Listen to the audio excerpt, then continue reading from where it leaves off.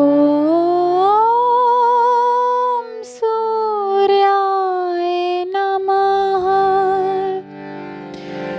ॐ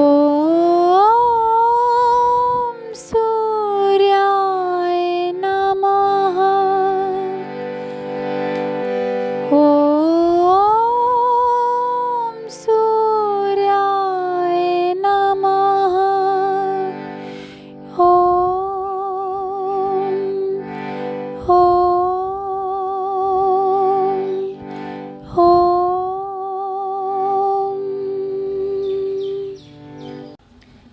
रथ के साथ रहने वाले देवताओं का कथन व गमन का वर्णन और उदयास्त का भेद। ब्रह्मा जी कहते हैं कि हे रुद्र, हमने अपने अवतार अरुण को रथ का सारथी बनाया। इंद्र ने माठर, वायु ने नागवाहन, गरुड़ ने तार्क्ष्य नामक अवतार रथ के साथ दिया है, जिसके नख और चोंच ही शस्त्र हैं और वह रथ के आगे उड़ता चलता है। काल ने दंडायुध, वसुओं ने आयुध और आगारेक, ये दो अग्नि, पिंगल यम ने दंड, वरुण ने पाश, हस्त कुबेर ने विष्णु और अश्विनी कुमारों ने काल व उपकाल, नर नारायण ने वाक्ष और प्रधान विश्व देवों ने आठों दिशाओं की रक्षा के लिए क्षार, द्वार, धिषण, कृष्ण, वैराज, शंखपाल, पर्जन्य और जय 8 दिए हैं। 7 मातृकाओं ने, 7 मरुत, वेदों ने ओंकार और विषटकार, शिवजी ने विनायक, सब नागों ने मिलकर शेष और वासुकी, और हे रुद्र, आपने मूषक नाम अपना गण रथ के साथ रक्षा के लिए दिया है।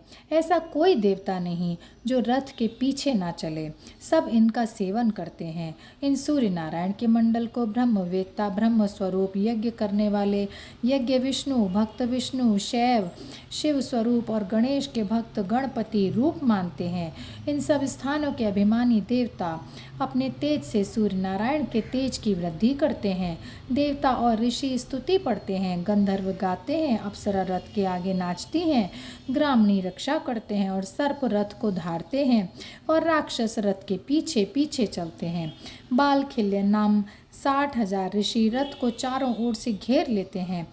दिवसपति और स्वयंभू रथ के आगे, भर्ग दाहिनी ओर, पद्मज बाईं ओर, कुबेर दक्षिण दिशा में, वरुण उत्तर दिशा में, यमराज आगे, वीतिहोत्र और हरि रथ के पीछे रहते हैं।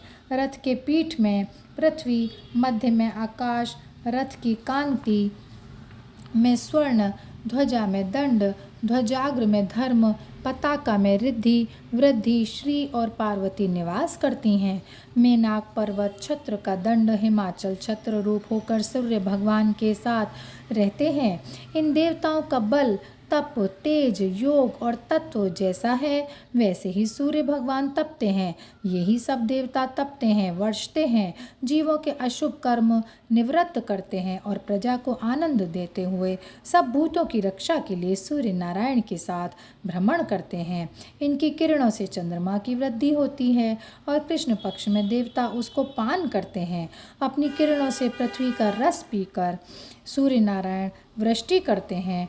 उससे सब औषधियाँ और अनेक प्रकार के अन्न उत्पन्न होते हैं, जिनसे पितर और मनुष्यों की तृप्ति होती है। एक चक्र रथ में बैठ एक दिन में 7 द्वीप और समुद्रों से युक्त पृथ्वी के चारों ओर सूर्य नारायण भ्रमण करते हैं। उस रथ में अति वेगवान हरे रंग के वेद स्वरूप और शुद्धा तथा श्रम से रहित 7 अश्व कल्प के प्रारंभ में लगाए हुए ही प्रलय काल तक रथ के लिए भ्रमण करेंगे। एक वर्ष में 360 भ्रमण होते हैं। बालखिल्य ऋषि भी स्तुति करते हैं। अमरावती नाम इंद्र की पुरी में जब मध्याह्न होता है, उस समय यम की संयमिनी पुरी में सूर्योदय, वरुण की सुखा नाम नगरी में अर्धरात्रि और सोम की विभा नाम पुरी में सूर्यास्त होता है। संयमिनी में जब मध्याह्न होता है, तब सुखा में उदय, विभा में अर्धरात्रि और अमरावती में सूर्यास्त होता है। सुखा में जब मध्याह्न होता है, उस समय विभा में उदय, अमरावती में आधी रात्रि और संयमिनी में सूर्यास्त होता है। जिस समय विभा नगरी में मध्याह्न होता है, उस समय अमरावती में सूर्योदय, संयमिनी में अर्धरात्रि और सुखा नाम वरुण की नगरी में सूर्यास्त होता है। इस प्रकार मेरु पर्वत की प्रदक्षिणा करते हुए सूर्य नारायण उदय और अस्त होते रहते हैं। प्रभात से मध्याह्न पर्यंत सूर्य किरणों की वृद्धि और मध्याह्न से अस्त पर्यंत ह्रास होता जाता है। जहाँ सूर्य उदय हो वह पूर्व दिशा और जहाँ अस्त हो वह पश्चिम दिशा होती है। एक मुहूर्त में भूमि के परिमाण का 30वां भाग सूर्य चलते हैं। 2202 योजन सूर्य भगवान का रथ एक निमेष में चलता है। सूर्य भगवान के उदय होते ही इंद्र पूजा करते हैं। मध्याह्न व अस्त के समय वरुण और अर्धरात्रि को सोम पूजन करते हैं। विष्णु, शिव, रुद्र, ब्रह्मा, अग्नि, वायु, नैऋति, ईशान आदि सब देवता कल्याण के अर्थ सूर्य भगवान की आराधना सदा करते हैं। सूर्य भगवान के गुण व ऋतुओं में इनके अलग अलग वर्ण और वर्णों का फल।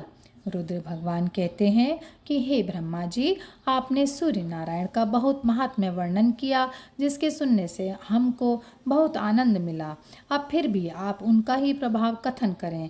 यह रुद्र का वचन सुनकर ब्रह्मा जी कहने लगे, हे रुद्र, त्रैलोक्य का मूल सूर्य है। देवता, असुर, मनुष्य, इंद्र, चंद्र, ब्रह्मा, विष्णु, शिव आदि जितने देवता हैं, सब में इनका ही तेज है। अग्नि में दी हुई आहुति सूर्य भगवान को पहुँचती है।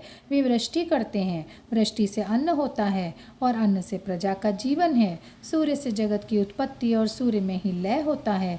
ध्यान करने वाले इनका ही ध्यान करते हैं। मोक्षार्थी पुरुषों के लिए ये मोक्ष स्वरूप हैं। जो सूर्य भगवान ना हो तो क्षण, मुहूर्त, दिन, रात्रि, पक्ष, मास, ऋतु, अयुत, वर्ष, युग आदि काल विभाग न होने से जगत का कोई व्यवहार न चले। ऋतुओं का विभाग न हो तो फिर फल, मूल, खेती, औषधि आदि क्यों कर उत्पन्न हो, और इनकी उत्पत्ति बिना जीवों का जीवन किस प्रकार हो। इससे इस संसार का मूल सूर्य भगवान ही हैं। सूर्य भगवान बहुत तपें, परिवेश हों और भी किसी प्रकार की विकृति हो तो वृष्टि होती है।